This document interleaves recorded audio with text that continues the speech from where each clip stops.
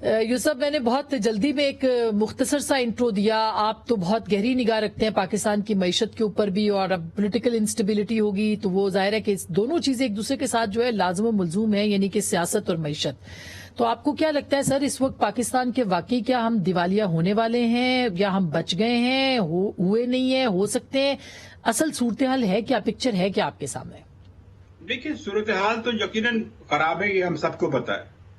لیکن سب سے بڑی بات یہ ہے کہ ہمیں کرنا کیا ہے. خان صاحب کرٹیسائز تو کرتے ہیں, یہ نہیں بتاتے کہ وہ کیا کریں گے.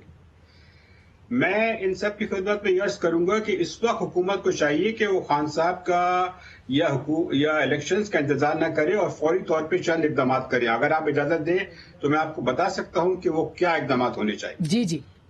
پہلی بات تو یہ ہے کہ وزیر اعظم کو نیشنل جو ہے ایمرجنسی, فائنینشیل ایمرجنسی, جو اکنامک ایمرجنسی ڈکلیئر کرنی چاہیے آئین کے 235 آرٹیکل کے تحت. اور اس میں جو ہے چند ایریاز ایسے ہیں جن پہ میں سمجھتا ہوں کہ بہت کچھ کیا جا سکتا ہے. سب سے بڑی بات یہ ہے کہ اس وقت جو ہمارے دوست ہیں بیرونی ممالک کے, وہ ہماری مدد کرنے کو تیار زیادہ نہیں ہیں. اس کی سب سے بڑی وجہ یہ ہے کہ وہ یہ دیکھتے ہیں کہ ہم خود جو ہیں کوئی سخت اقدامات نہیں لیتے ہیں اور ہم نے اپنی حالات کو خراب ہونے دیا ہے. تو ان کو یہ کنونس کرنا پڑے گا کہ پاکستان کی ریاست جو ہے وہ سیریس ہے اپنی مدد آپ کرنے میں. اگر ہم اپنے جو اندرونی ملک ہیں ان کو صحیح حالات ان کو نہیں کریں گے, درست راہ پہ نہیں لائیں گے, تو پھر وہ بھی جو ہیں ہماری مدد کرنے میں کوئی زیادہ دلچسپی نہیں رکھیں گے. اس کے لیے ہمیں جو ہے سب سے بڑی بات جو یہ ہے کہ جو تیل کی قیمتیں ہیں ان پہ ہمیں نظر ثانی کرنی چاہیے. میری ذاتی رائے میں پیٹرول کی قیمت میں اضافہ کرنا چاہیے اور ڈیزل کی قیمتوں میں کمی ہونی چاہیے. اچھا سر, ایک چیز میں آپ سے پوچھنا چاہتی ہوں. آپ کہہ رہے ہیں کہ فائنینشیل ایمرجنسی یعنی معاشی ایمرجنسی لگا دی جائے آرٹیکل 235 کے تحت, تو اس سے تو اور زیادہ ایک مطلب وہ نہیں پیدا ہوگا عدم استحکام؟ نہیں, عدم استحکام کیوں پیدا ہوگا؟ جب میں نے کچھ 5 مہینے پہلے کہا تھا کہ تو مجھے جواب یہ دیا گیا تھا کہ ہمارے جو بانڈ کی ییلڈز ہیں وہ 30% پہ چلی جائیں گی. اس وقت 13% پہ تھی, آج 40% سے اوپر چلی گئی ہیں. تو آپ بیرونی جو دنیا ہے مارکیٹس کو آپ فریب نہیں دے سکتے. سر, لوگوں کی سمجھ کے لیے معاشی ایمرجنسی میں کیا ہوتا ہے؟ اس میں یہ ہے کہ ایک چیز جو یہ ہے کہ جو صوبوں سے آپ کو جو پراپرٹی جو ہے اس پہ جو ہے آپ کو اس وقت ٹیکسز لگانے میں مدد ملے گی. مثال کے طور پر وہ لوگ جو 1000 گز یا اس سے زیادہ کے مکانات پہ رہتے ہیں, میں سمجھتا ہوں کہ ان پہ فلڈ ٹیکس لگانا چاہیے ون ٹائم 5 لاکھ روپے کا. اچھا. لوگوں جو بڑی بڑی گاڑیاں ڈرائیو کرتے ہیں, پجیرو اور ایس یو ویز, میں سمجھتا ہوں کہ ان پہ بھی ٹیکس لگانا چاہیے one time flood tax 5 lakh روپے کا. وہ کیوں نہیں دے سکتے؟ جب آپ 2 کروڑ کی گاڑی چلا سکتے ہیں تو آپ یقیناً 5 لاکھ روپے دے سکتے ہیں فلڈ ریلیف کے نام پہ.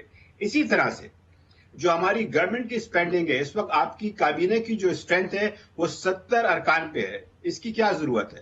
تو میں سمجھتا ہوں کہ گورنمنٹ کو اپنے خرچے کم کر کے لوگوں کو یہ بتانا چاہیے کہ ہم بھی ریاست کے اعلیٰ ترین حکام جو ہیں وہ اپنے جو قربانی دینے کو تیار ہیں. میں سمجھتا ہوں کہ گورنمنٹ کے اخراجات میں جس میں ڈیفنس بھی شامل ہے 200 ارب روپے کی کٹوتی. سر دو سوال اس پہ ہیں. ایک تو فائنینشیل ایمرجنسی میں آپ کو ڈالر جو ہیں, ڈالر اکاؤنٹس وغیرہ, وہ بھی میرا خیال ہے اس کے اوپر بھی نظر رکھنی پڑتی ہے. اور دوسرا یہ ہے کہ ڈالر کی جو پرواز ہے اس وقت بینکوں کی طرف سے آپ دیکھیں نا, اتنی اسپیکولیشن ہے اور اس کو کوئی دیکھنے والا نہیں ہے. تو حکومتی لوگ مان بھی رہے ہیں, تسلیم بھی کر رہے ہیں کہ بینکوں کو کوئی نہیں پوچھ رہا. تو کیا آپ کے خیال میں وہ زیادہ میں اس سے اتفاق نہیں کرتا. اچھا, یہ بات دراصل یہ ہے کہ یہ ناسمجھی کی بات ہے. جب آپ کی بنیادی جو فنڈامنٹلز کہتے ہیں وہ کمزور ہوتے ہیں تو پھر آپ کی جو کرنسی ہے اس پہ زور پڑتا ہے. ضرورت اس بات کی ہے کہ آپ جو فنڈامنٹل چیزیں ہیں ان کو کنٹرول کریں. وہ کیا ہیں؟ وہ آپ کا ایک تو تجارتی خسارہ ہے, دوسرا اندرونی ملک جو ہے آپ کا بجٹ ڈیفیسٹ ہے.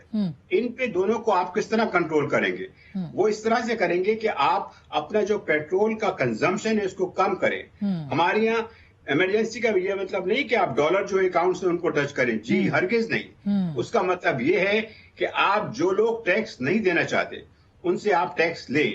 وہ لوگ خاص طور پہ جو ہماری تاجر برادری ہے, میں سمجھتا ہوں کہ ان کو دکانیں جو ہیں اپنے کمرشل اسٹیبلشمنٹس بند کر دینے چاہیے 6 بجے شام کو. یہ بات नाकाबिले कबूल है कि हुकूमत के पास, रियासत के पास बाहर से तेल खरीदने के पैसे नहीं मगर हैं। यूसुफ साहब, सॉरी आपको इंटरप्ट कर रही हूँ, जब ये फैसला हुआ पंजाब के अंदर आपने देखा वहाँ पे पीटीआई की हुकूमत है, उन्होंने इसको रिवर्स कर दिया, केपी में उनकी हुकूमत है, तो मैं कैसे इसीलिए होगा कह रहा सर? हूं, जी, मैं इसीलिए इमरजेंसी की बात कर रहा हूँ।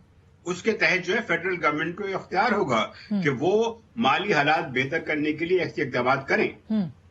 और अच्छा। इसके लिए इसलिए कि देखिए ना, अगर आप डिटर्मिनेशन के साथ सख्त वाज़ेह इकदाम नहीं करेंगे तो जब तक आप बैरूनी दुनिया है उसका आप कॉन्फिडेंस हासिल नहीं कर सकते।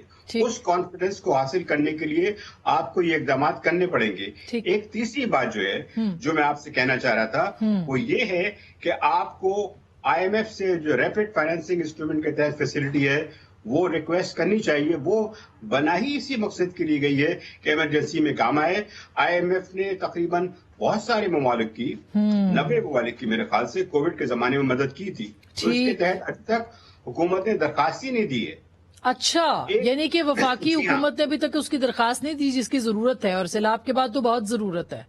बिल्कुल जरूरत है। और दूसरी बात यह है कि एक चीज जो IMF ने अपनी दस्तावेजात में रखी है और वर्ल्ड बैंक भी कह रहा है कि इस वक्त जो आपके इंडिपेंडेंट पावर प्लांट्स हैं उनकी वजह से बहुत जो है जिसे हम सर्कुलर डेट कहते हैं वो बहुत बढ़ गया है। वो बढ़ता रहेगा जब तक आप जो मुनाफा दे रहे हैं पावर प्लांट्स को उसको कम नहीं करेंगे।